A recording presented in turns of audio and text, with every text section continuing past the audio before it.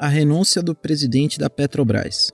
O impacto de investidas do governo e de aliados na empresa. A bagunça informativa como o padrão de atuação da gestão Bolsonaro na maior estatal brasileira. Eu sou Antônio Mami e esse aqui é o Durma Com Essa, o podcast de notícias do Nexo.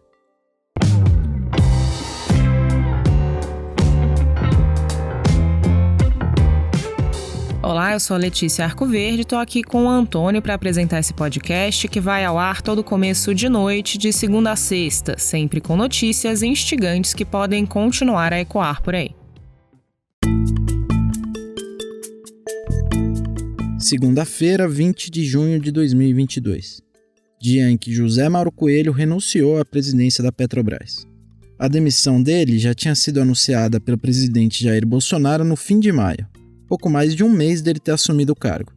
Ele continuava à frente da Petrobras devido a ritos internos da empresa, mas uma série de episódios desde quinta-feira, dia 16, tornou a situação do Zé Mauro Coelho insustentável.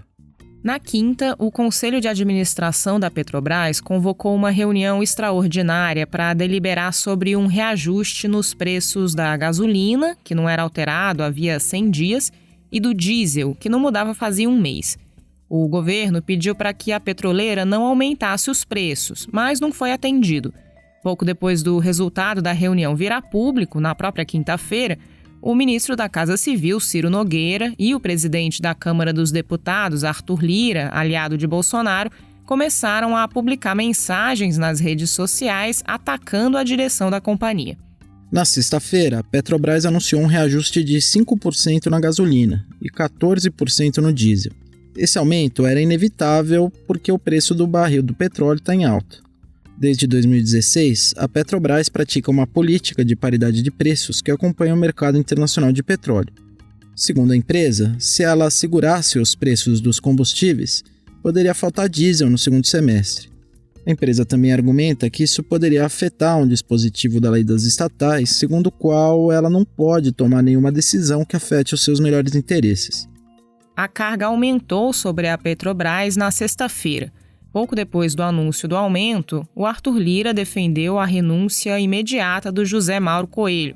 Disse que iria para o pau para rever tudo que for reajuste de combustíveis, anunciou a convocação de uma reunião de líderes partidários para discutir a política de preços da Petrobras e falou que iria trabalhar para aumentar a taxação sobre os lucros da empresa.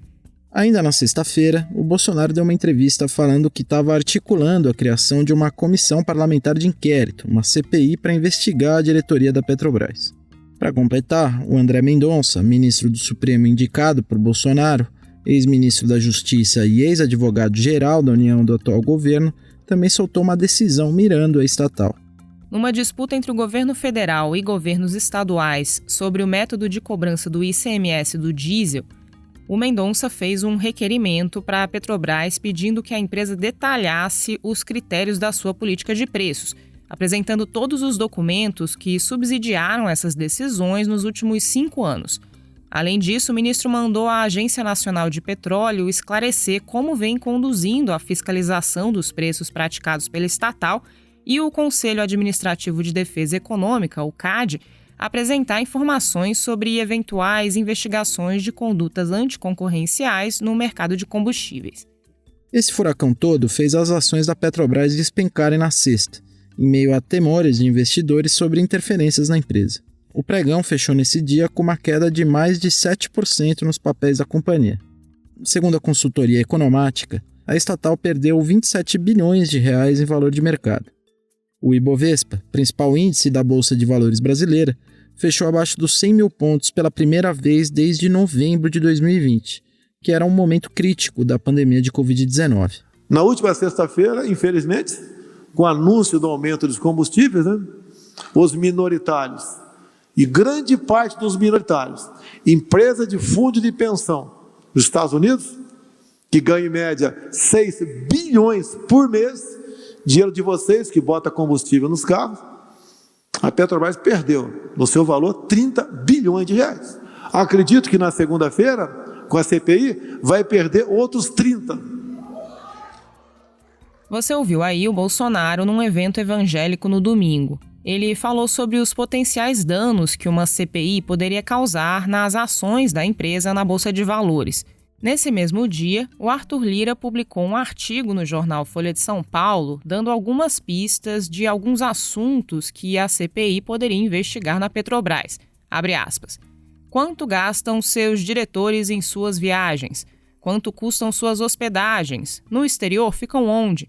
Em que carro andam? Quem paga seus almoços e jantares? Alugam carros, aviões, helicópteros? Há excessos? De onde vieram? Como constituíram seus patrimônios? Seus parentes investem onde e são ligados a quem? Depois temos de entender os critérios de formulação de políticas da empresa. Temos de entender com quem os diretores e os conselheiros conversam. E esses interlocutores são ligados a que interesses? Fecha aspas.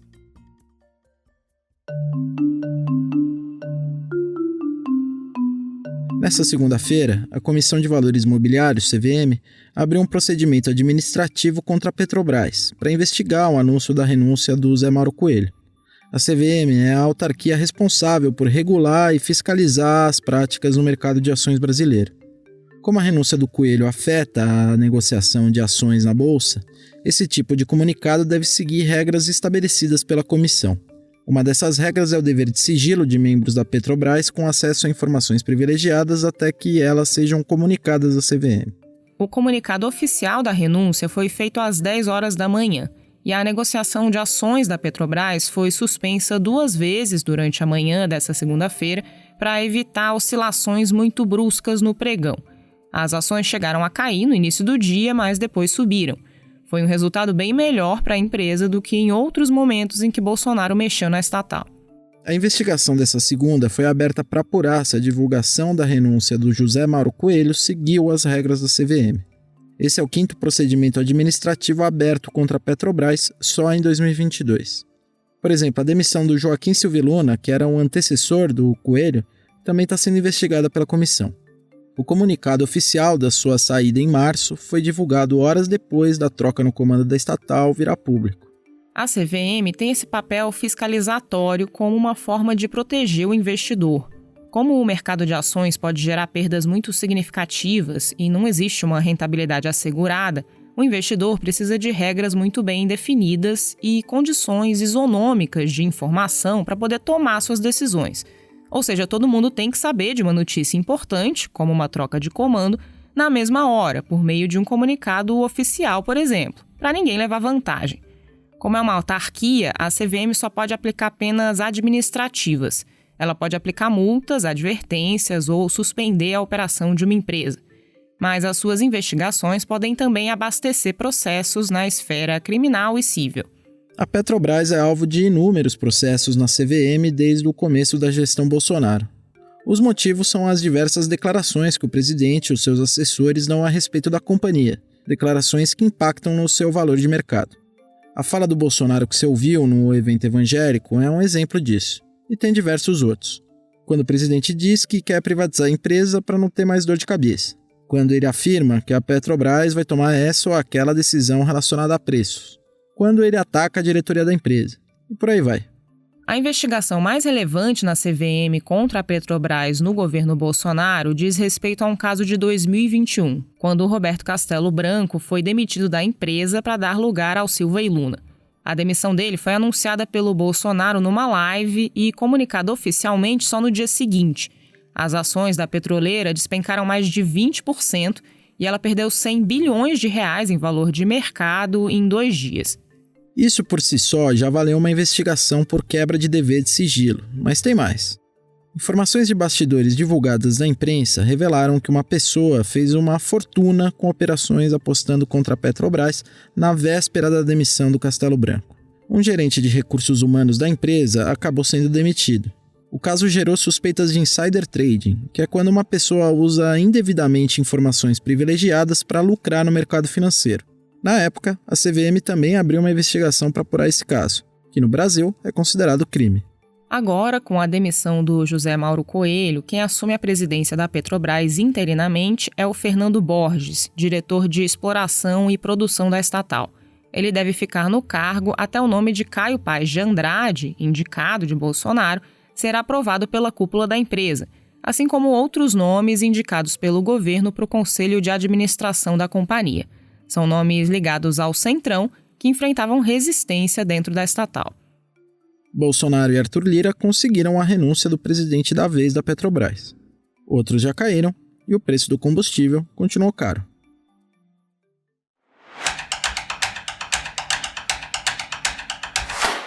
Quem está escrevendo sobre essas investidas contra a Petrobras pro Nexo é o redator de Economia, Marcelo Rubissec. É um movimento do governo e dos seus aliados que, além de mexer no valor de mercado da estatal, está cheio de contradições. Marcelo, Bolsonaro demitiu mais um presidente da Petrobras. Por que o governo fez essas trocas, mas a política de preços não mudou? Pois é, o José Mauro Coelho, que caiu oficialmente agora, mas já tinha sido demitido no final de maio, é o terceiro presidente da Petrobras a ser trocado pelo governo do Jair Bolsonaro. Os outros dois, o Roberto Castelo Branco e o general da reserva Joaquim Silva Luna, também tinham sido tirados depois de aumentos nos combustíveis. E a gente sabe que nesses últimos tempos o presidente tem criticado muito a política de preços da Petrobras. Só que depois dessas demissões, ele escolheu substitutos que não mudaram a política de preços. Ou seja, o Bolsonaro criticou, demitiu, mas na prática escolheu outros presidentes que iam manter as coisas como estavam. Segundo especialistas que o Nexo ouviu em maio, isso tem a ver com uma estratégia política do Bolsonaro de tentar mostrar que está fazendo alguma coisa contra a crise dos combustíveis, mas sem querer desagradar os agentes do mercado. Enfim, é possível que dessa vez tenha alguma mudança sim na política de preços, então a gente precisa ficar de olho para ver exatamente o que acontece. O Bolsonaro e o Lira também criticam os lucros altos da Petrobras. Isso não é contraditório também? Pois é, além dessa história de indicar um presidente da Petrobras e logo depois fazer pressão para derrubar ele, essa crítica aos lucros também é um pouco contraditória. A Petrobras está sim com lucros bem altos desde 2021 e até com uma margem de lucro mais alta que outras petroleiras importantes do mundo. O Bolsonaro até chegou a chamar de crime esse lucro da Petrobras. Mas o que é contraditório aí é que o governo também ganha com isso. Porque o governo é o acionista mais importante da Petrobras. Então sempre que a empresa lucra, uma boa parte vai para os cofres públicos, que é o que tem acontecido agora. Então fica esse estranhamento dessa estratégia de criticar os lucros da Petrobras e no meio do caminho tentar separar a empresa da União, quando no fim o governo também ganha com esse lucro todo. Tanto o Bolsonaro quanto o Lira falam que a Petrobras tem que priorizar a sua função social como estatal. Eles estão sendo coerentes? Olha, o debate sobre a atuação da Petrobras e se ela deve priorizar os acionistas ou a sociedade é bem complexo e antigo. Nesse momento, o Bolsonaro e o Lira estão usando bastante essa ideia de que a Petrobras é uma empresa estatal e que por isso precisa também levar em consideração a população brasileira na hora de definir os preços. Mas o que aparece de contraditório aí é que o governo tem dado sinais de que quer avançar com a privatização da petroleira. O Adolfo Saxida, ministro de Minas e Energia, que assumiu em maio, já deixou isso claro. E alguns jornais, como o Globo e a Folha, estão falando que o governo está com um texto praticamente pronto para mandar para o Congresso para pedir autorização para privatizar a Petrobras. O próprio Bolsonaro já falou que é difícil que uma privatização aconteça no curto prazo, mas fica esquisito o governo falar que a empresa tem que cumprir sua função social, que tem a ver com o fato de ser uma empresa controlada pelo governo, e ao mesmo tempo avançar com a ideia de privatização. Valeu, Marcelo. O texto dele você lê no nexojornal.com.br.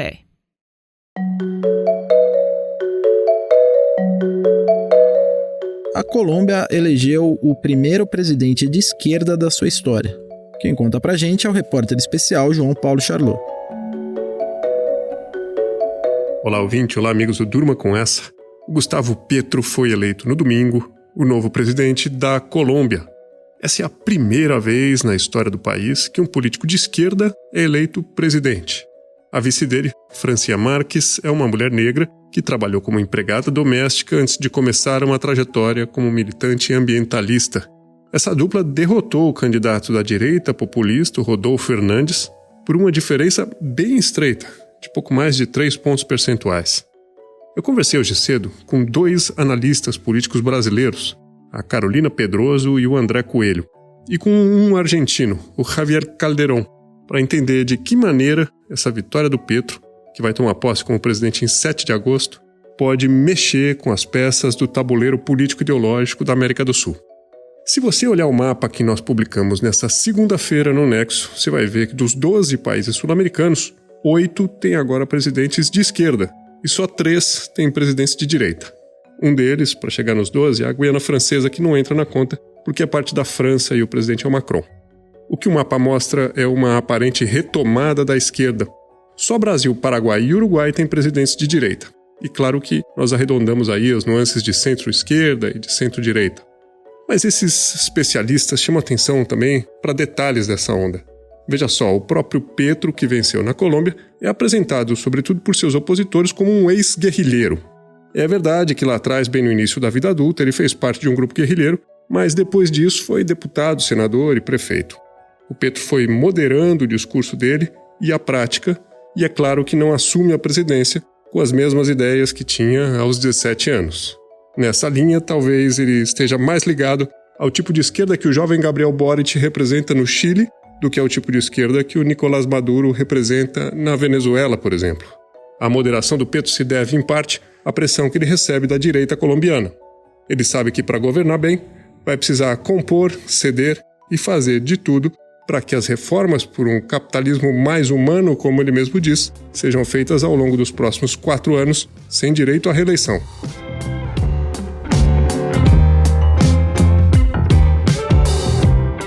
Da bagunça informativa causada por Bolsonaro em relação à Petrobras, passando pelas contradições em como o governo e sua base de apoio lidam com a estatal e terminando com o novo presidente eleito da Colômbia, durma com essa.